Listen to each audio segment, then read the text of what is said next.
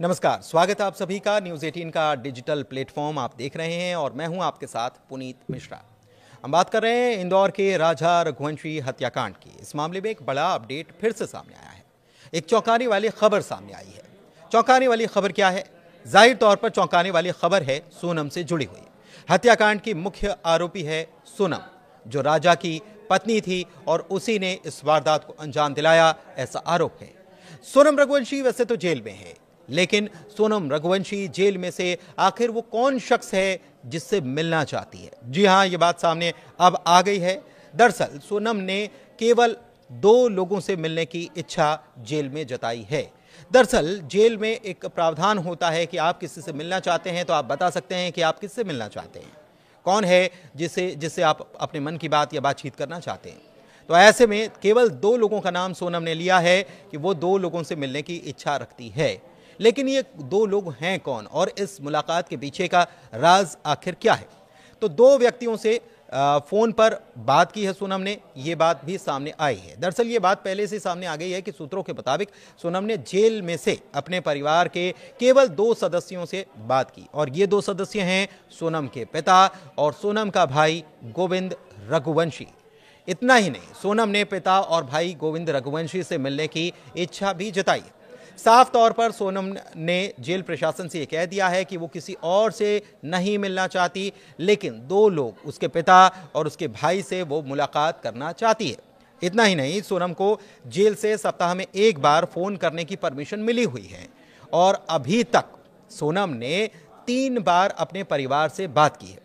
हालांकि ये साफ नहीं हुआ है कि फोन पर बातचीत का विषय क्या था, लेकिन ये जरूर चर्चा है कि सोनम ने सबसे दूरी बनाते हुए सिर्फ इन 2 ही लोगों पर भरोसा जताया है।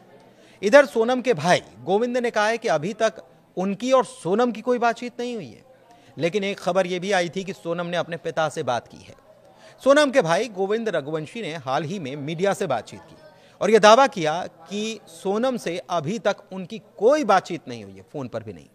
उन्होंने यह भी कहा कि सोनम का जेल से घर पर फोन करने की बात महज अफवाह है। जी हां, यह बड़ी बात भाई ने कही है कि यह केवल अफवाह है और इसके पीछे कोई तथ्य नहीं है। गोविंद ने यह भी बताया कि वो और उसके पिता जल्द ही सोनम से मिलना भी चाहते हैं और इसके लिए उन्होंने बाकायदा शिलोंग पुलिस को एक आवेदन भी दे दिया है। हालांकि पुलिस की ओर से अभी तक इस मामले में उनको कोई जवाब नहीं दिया गया है कि उनको कब मिलने की परमिशन दी जा सकती है, लेकिन आवेदन दिया गया है, ये बात है। गोविंद का यह भी कहना है कि वो अपनी बहन का पक्ष जानना चाहता है। वो ये समझना चाहता है कि आखिर सोनम ने ये सब किया क्यों, क्या वाकई इसके पीछे सोनम है और कौन वो शख्स है जिसके लिए सोनम ने ये सब कुछ कर दिया। लेकिन ये मुलाकात क्या कोई नया खुलासा करेगी, ये भी एक बड़ा सवाल है। हत्याकांड में नए मोड़ भी आए। नए मोड़ कौन से आए? राजा रघुवंशी हत्याकांड में हाल ही में कुछ अपडेट भी हुए। मसलन सोनम के 2 मददगार लोकेंद्र सिंह तोमर और बलबीर अहिरवार को शिलोंग की अदालत ने जमानत दे दी है। अब ये सह आरोपी, दरअसल शिलोंग पुलिस की तरफ से इन दोनों को सह आरोपी बनाया गया था और इनके ऊपर जो धाराएं लगाई गई थी वो भी जमानत वाली धाराएं थी। ऐसे में इनको जमानत मिल गई है बीते दिनों। लोकेंद्र सिंह तोमर कौन है? लोकेंद्र सिंह तोमर उस फ्लैट का मालिक है जहां पर हत्या करने के बाद सोनम छिपी थी और कई दिनों तक रही थी, जबकि बलबीर उसी बिल्डिंग का सिक्योरिटी गार्ड बताया जाता है।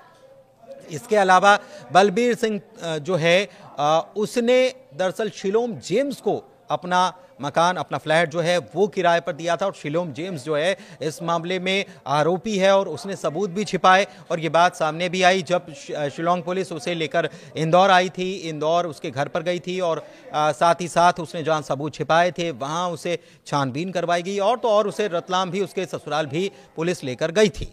छेड़छाड़ और सोनम को छिपाने में मदद करने का आरोप है दोनों पर। किन दोनों पर?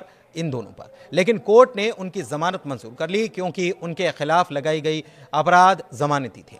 क्या इन जमानतों से सोनम के केस पर कोई असर पड़ेगा? क्या आपको लगता है ऐसा कि 2 लोगों को इस मामले में जमानत मिली है लेकिन अभी बाकी पूरा केस चल रहा है और दोनों लोग जो हैं वो सह आरोपी हैं, लोकेंद्र सिंह तोमर और बलबीर सिंह। बलबीर सिंह जो है वो वहां का सिक्योरिटी गार्ड था, जबकि लोकेंद्र उस घर का मालिक बताया जाता है।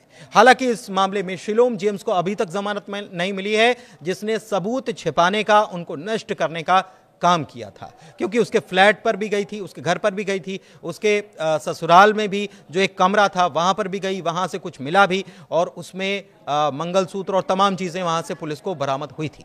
तो मामला पुलिस की जांच में अभी भी बना हुआ है, पुलिस तमाम एंगल पर जांच कर रही है, लेकिन सवाल अभी बना हुआ है कि इतनी बड़ी वारदात को अंजाम देने के बाद सोनम ने सबसे पहले फोन किसको किया था, कांटेक्ट किसको किया था? अपने भाई को। जब वो इंदौर से यहां से रवाना हो गई थी, उसके बाद वहां पर जाकर उसने उत्तर प्रदेश में जाकर उसने अपने भाई को फोन लगाया, गोविंद को फोन लगाया, और फिर गोविंद ने ढाबे वाले को बताया कि सबसे पहले आप एक काम करो कि ये जो लड़की बात कर रही है इसको सबसे पहले नजदीकी थाने पहुंचा दो। लेकिन अभी तक ये साफ नहीं हो पाया है कि भाई से बात की तो किस वजह से सोनम ने बात की, क्योंकि वो तो भाग रही थी। फिर उसे क्या मलाल हुआ, क्योंकि भाई ने कहा कि जब वो सोनम से मिला था तो उसके चेहरे पर कोई शिकन नहीं थी, कोई मलाल नहीं था कि उसने ऐसा कुछ किया है। तो फिर उसने भाई को फोन क्यों किया, क्या वो बताना चाहती है? और भाई भी अब सोनम से मिलना चाहता है, इसके पीछे क्या गहरा राज है अभी साफ नहीं है। लेकिन आपको क्या लगता है इसके पीछे क्या चल रहा है? कमेंट के जरिए जरूर बताइए। धन्यवाद।